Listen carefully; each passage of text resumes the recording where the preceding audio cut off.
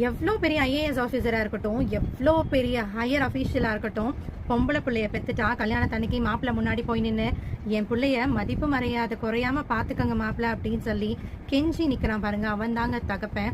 என் பிள்ளை தான் எங்கள் வீட்டு மகாலட்சுமி குலசாமி, அவளை அதே மாதிரி நீங்கள் பார்த்துக்கங்கன்னு சொல்லி தானே உங்களுக்கு கட்டி கொடுக்குறான். நீ எப்படி பார்த்துக்கிற?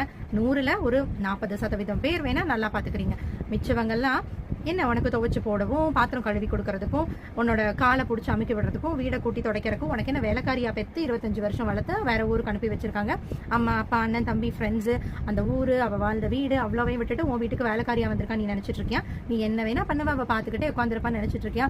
இப்போ இருக்க பொண்ணுங்கள்லாம் அப்படி இல்லை. நீ என்ன வேணா பண்ணுவ, அவளை ஒரு சர்வன்ட் மாதிரி ட்ரீட் பண்ணுவேன், அவளுக்கான எந்த ஒரு ஃப்ரீடமும் நீ கொடுக்க மாட்டேன். பட் அவள் அங்கே இருக்கணும், வாயே திறக்காம எதுவுமே பேசாமல் she has to be there அப்படின்னா அப்படி இருக்கணும்னு எந்த பொண்ணுக்கும் தேவையே இல்லை. பட் சில பொண்ணுங்க அவங்களோட சிச்சுவேஷனால வேற வழி இல்லாமல்